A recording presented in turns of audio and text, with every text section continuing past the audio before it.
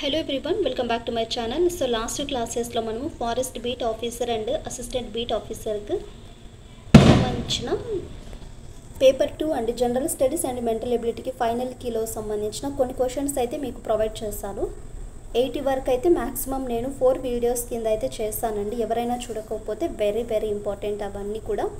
ఎందుకంటే మనకు ఇక్కడ క్వశ్చన్స్ అనేవి ఏ రకంగా ఉంటాయి, డైరెక్ట్ ఆన్సర్ ప్లస్ క్వశ్చన్స్ అన్నీ కూడా ఇచ్చింటారండి. సో వాటిని బేస్ చేసుకొని మీరు మోడల్ పేపర్ లాగా యూజ్ చేసుకోవచ్చు. సెప్టెంబర్ 7 అందరికైతే ఎగ్జామ్ ఉంది కదా. సో ఈరోజు కూడా మరికొన్ని క్వశ్చన్స్ అండ్ ఆన్సర్స్ని అయితే చూద్దామండి.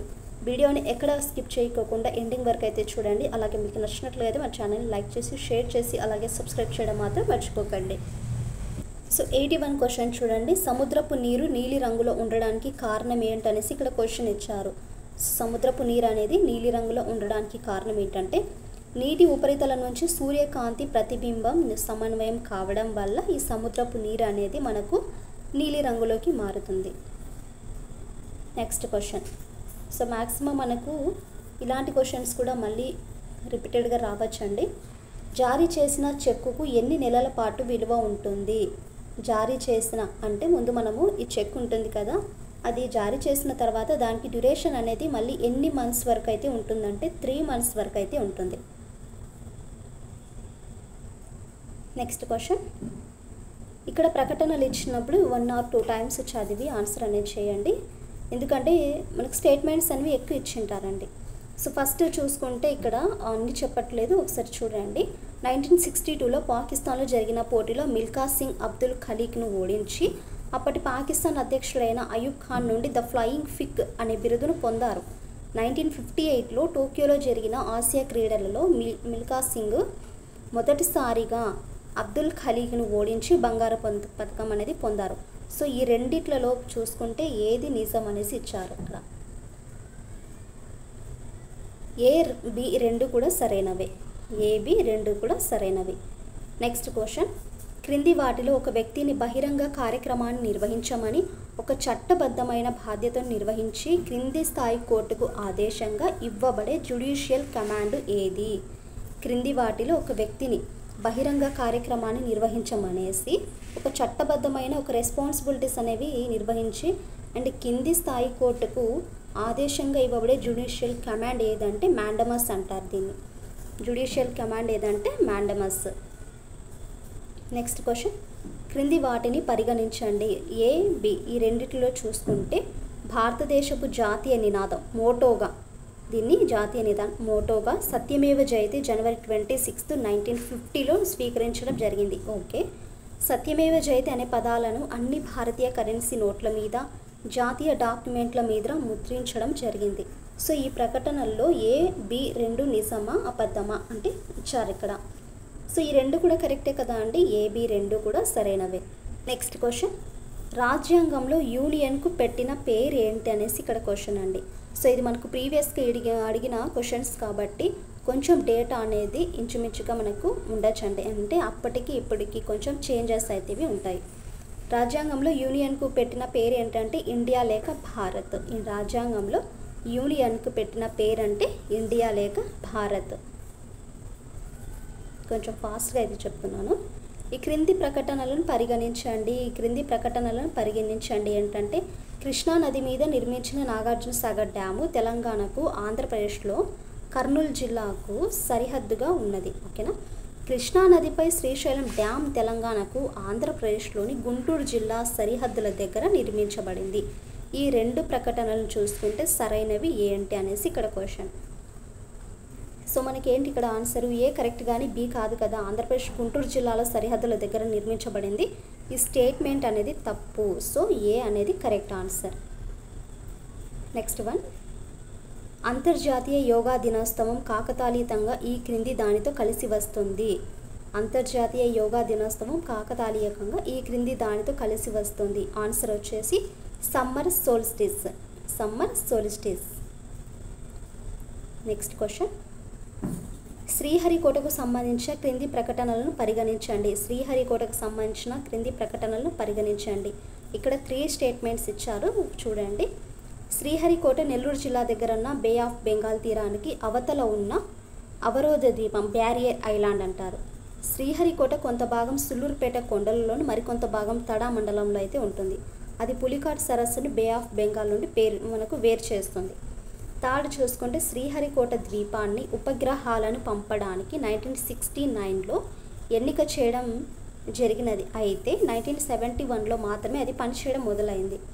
సో ఈ ప్రకటనలు వాస్తవాలా అవాస్తవాలా?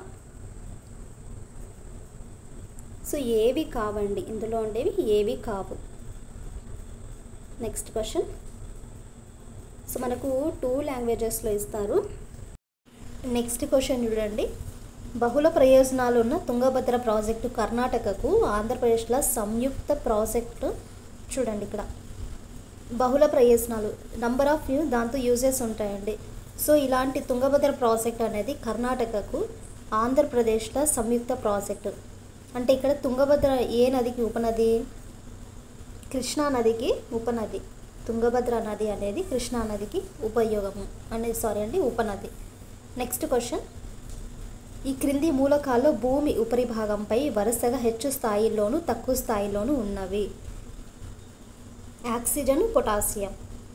భూమి ఉపరిభాగంపై వరుసగా అప్స్టేర్స్ అంటే మనకు అప్ డౌన్స్ అనేవి ఉంటాయి, హెచ్చు స్థాయిలోను తక్కువ స్థాయిలోను ఉన్నవి. అదేంటంటే oxygen, potassium. Next question. India, China, మయన్మార్ల ట్రై జంక్షన్ నుంచి మొదలయ్యే పర్వతము.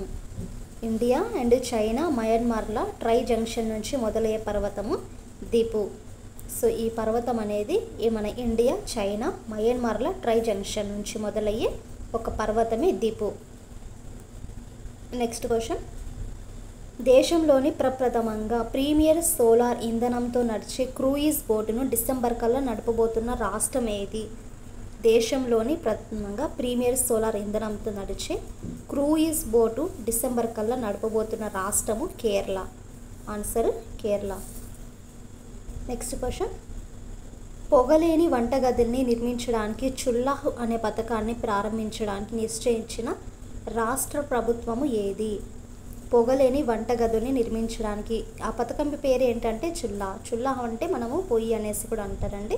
సో ఈ చుల్లాహ్ అనే పథకాన్ని ప్రారంభించడాన్ని నిశ్చయించిన అంటే ఆ ప్రాజెక్ట్ అనేది స్టార్ట్ చేయాలనేసి ఒక రాష్ట్రం అనేది మనకు ఏర్పాటైంది. ఆ ప్రభుత్వం ఏంటంటే Maharashtra. Next question. Save water hero award పొందినవెవరు? సేవ్ వాటర్ ఈ హీరో అవార్డు పొందింది ఎవరంటే మకరంద్ టిల్లు అనే ఆయన సేవ్ వాటర్ హీరో అవార్డు అనేది పొందారు. Next question. క్రింది మన ప్రకటనలను పరిగణించండి.